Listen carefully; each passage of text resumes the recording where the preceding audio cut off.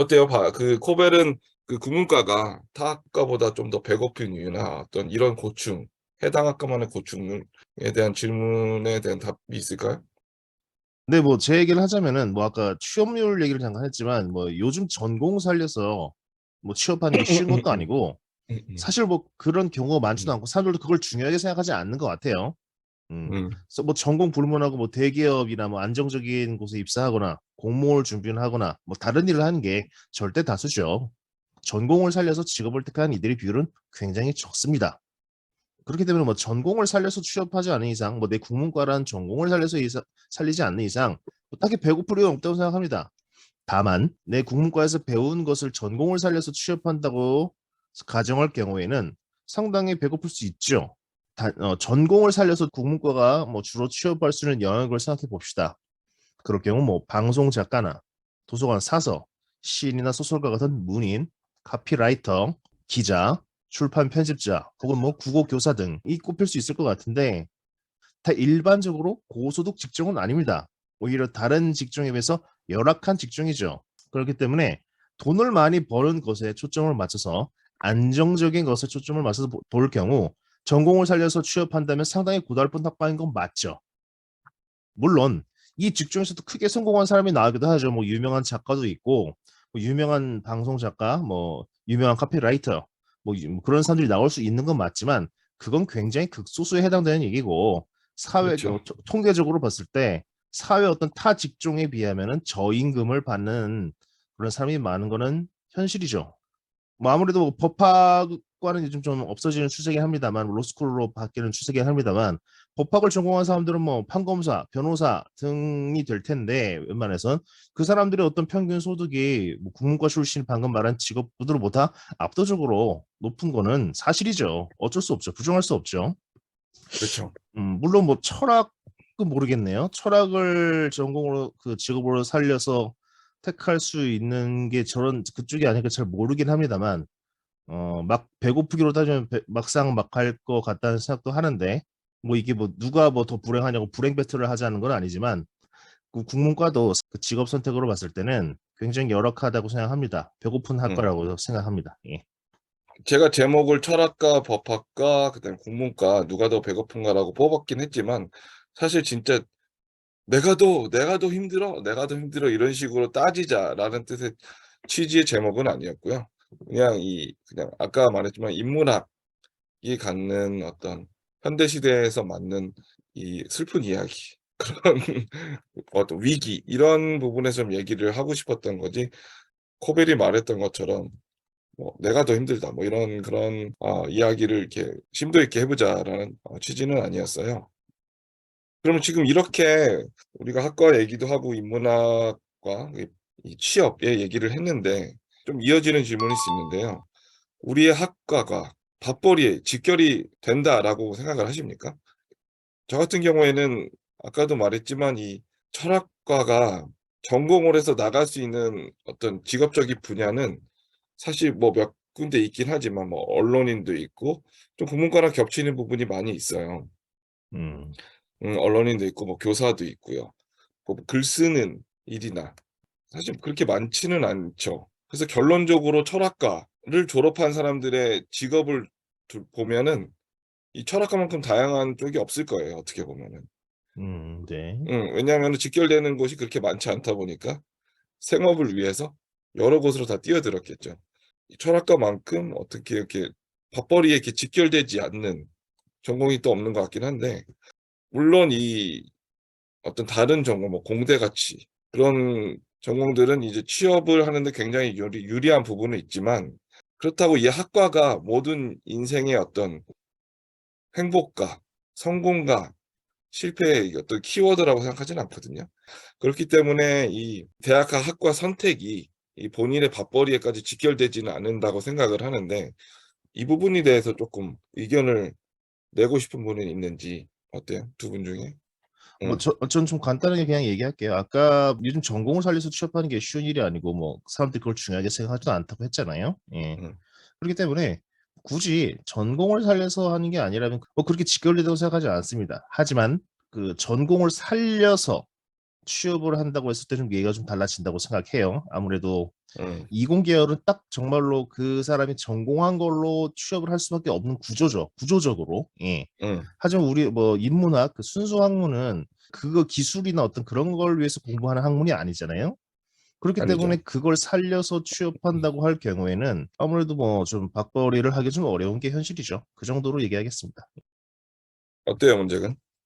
음, 그 전제에 따라 다른 것 같아요. 저는 제가 우리나라 상황 뭐 약간 이런 걸 문제를 적인 걸 얘기를 했지만 전공에 맞춰서 직업을 갖는 거는 뭐 어느 나라나 뭐 일치하는 곳은 없지 않을까 그 생각이 들거든요. 그래서 그렇죠. 이제 문제는 이제 아까도 말했지만 더 많은 연봉을 받는 곳에 갈 수 있냐, 뭐 못 가느냐 이제 그 차이인 것 같기도 하고요. 음, 예. 근데 뭐 올해 우리는 그런데 그런 상황을 다 좀 전제로 하고 깔고 얘기를 하면 인문학은 좀 쉽게 말해서 범용성이 넓다 그럴까요? 약간 좀 그러지 않을까 싶은데요. 음, 여기저기 다 갈 수 있다.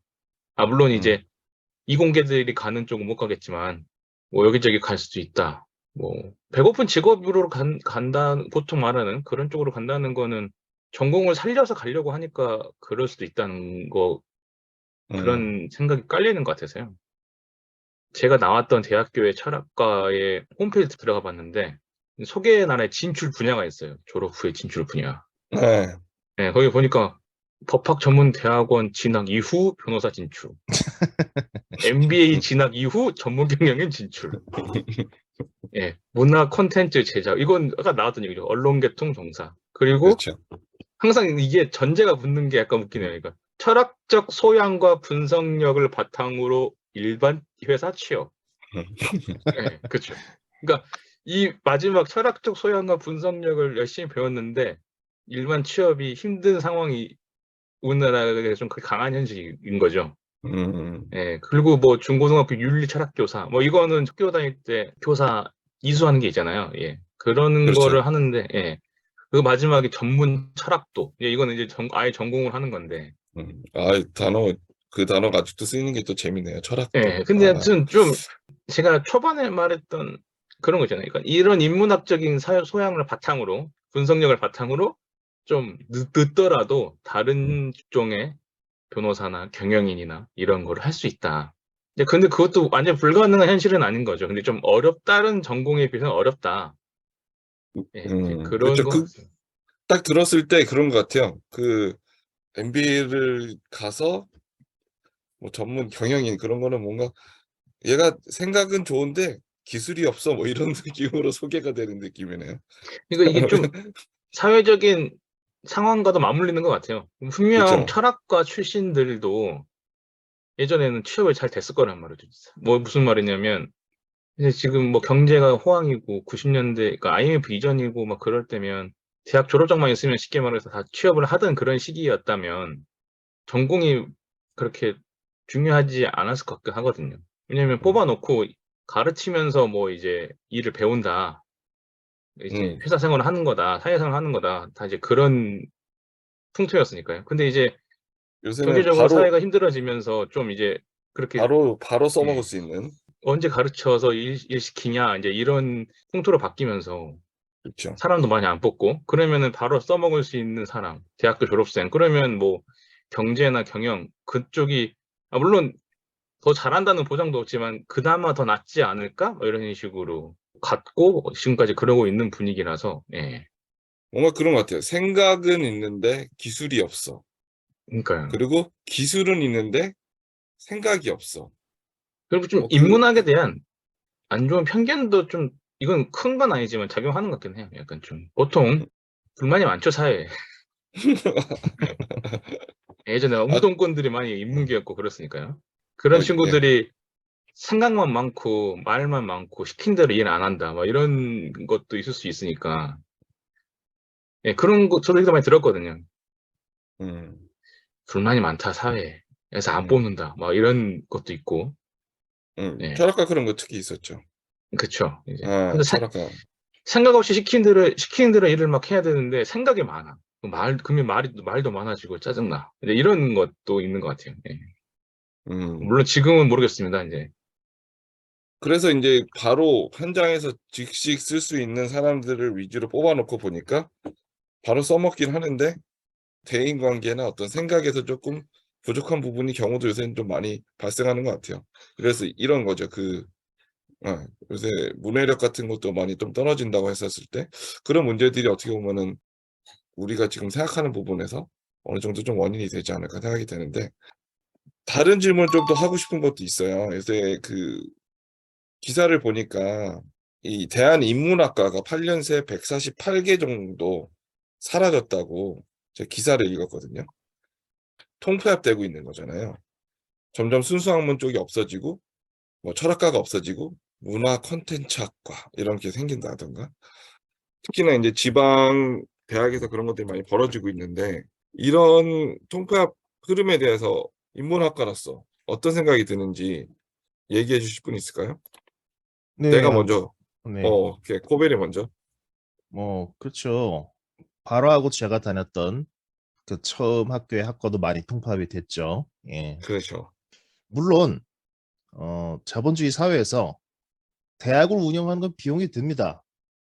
교직원들의 어떤 뭐 급여, 대학 시설의 유지 보수, 뭐 연구 투자 설비 비용이 발생하죠.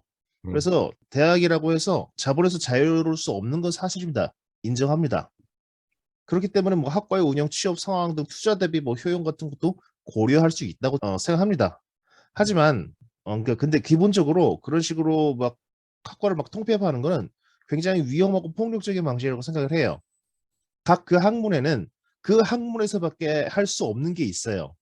그렇죠. 뭐 제 그렇죠. 학과의 경우 문창과와 뭐 국문과를 그렇게 통폐합시켜 버린 경우가 꽤 있는데 그 두 학과의 그렇지. 영역은 다르죠. 당연히 문학이라는 다르죠. 어떤 그 공통 분모가 있긴 하지만 그건 뭐 글을 쓰는 스킬, 국문학은 어떤 그 역사 문화적인 어떤 그 안에 있는 사상이나 그런 걸 배우는 게 국문학인 건데 현대 문학으로만 따져도 그걸 문학이라는 공통점이 있다고 묶어 놓는다고 해서 그 효과가 배가 될까요? 물론 뭐 호텔 경영학과 국문과를 묶을 수는 없겠지만 그런 식으로 전혀 관계없는 학과를 묻는 것보단 낫겠죠. 음. 하지만 그게 능사는 아니라고 생각을 하고요.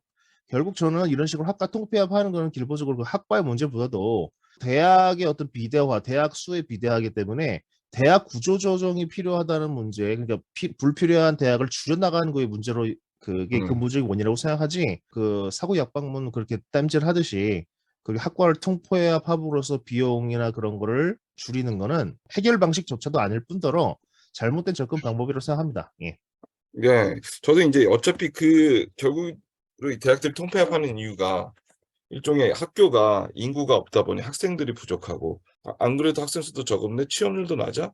그러면 안 되지 하니까 취업률도 높여야 되고 결국에는 인제 자생력이 없다 보니까 결국에는 학과를 통폐합하는 것 같은데 그런 거는 결국에는 아까도 말했듯이 학문을 배우는 학생으로서 정보에 대한 깊이도 없고 이 수업의 질도 많이 떨어질 수밖에 없다. 왜냐면은 서로 같은 학과가 아닌 다른 학과가 두 개 통합됐으니까. 그런 점에서 결국 제가 하고 싶은 이 얘기의 골자는 그런 자생력이 없는 학교는 그냥 없어지는 게 맞다고 생각이 들어요, 저는 결론적으로는. 그래서 그들이 그렇게 통폐합하는 거는 결국에는 우리가 밥벌이 얘기를 많이 하는데 학교를 위한 밥벌이지 학생들을 위한 생각은 별로 없는 거죠. 그렇죠. 예. 그러니까 그들이 먹고 살려고 그렇게 하는 거지 학교에 지으는 학생인데 학생을 위한 행정이나 그런 움직임은 전혀 아니라고 이제 생각이 듭니다. 이거 질문으로 제가 한번 해 볼게요. 그러니까 이렇게 통폐합하고 대학들이 하는 이 흐름 속에서 이렇게 변해야 되는 게 맞는 것 같나요? 아니면은 이럴 때일수록 순수한 학문을 유지하는 게 더 맞는 것 같은지 그런 두 가지 점에서 어떤 점으로 대학이 더 나아가는 게 맞다고 보시나요? 물론 대학이라는 정체성에 맞춰서 가려면은 음. 그런 게 맞죠. 인문학 순수 학문을 더 키우고 음. 차라리 그런 쪽으로 가야 되는데 학생 수도 줄어들고 그런 상황에서 학교들이 그러면 결국엔 취업이 잘 되는 쪽으로 어필을 해야 되는데 어느 대학교든 그런 취업에 집중을 한다면은 인문학 학과를 유지할 돈 들여서 교수를 채용하고 할 필요가 없는 거죠. 근데 그런데도 종합대학이니 최대한 줄여서 하겠죠. 근데 통폐합한다고 그게 직결되는 게 아니잖아요. 취업률도.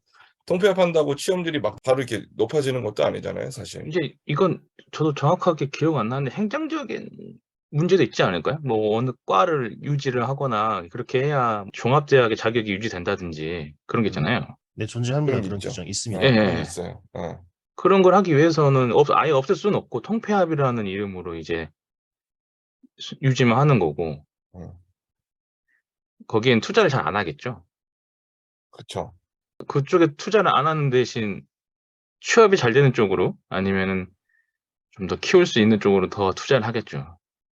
우리나라 대학교마다 그런 게 있잖아요. LG 포스코 관 이런 식으로 있죠. 기업들의 이름이 붙은 건물들이 많이 있잖아요.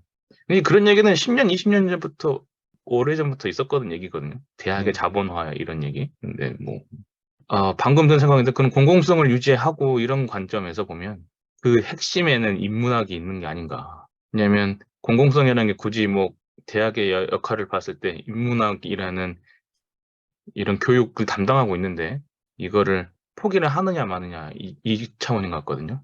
그렇습니다. 이 철학과랑 막 사학과랑 합쳐지고 그러잖아요.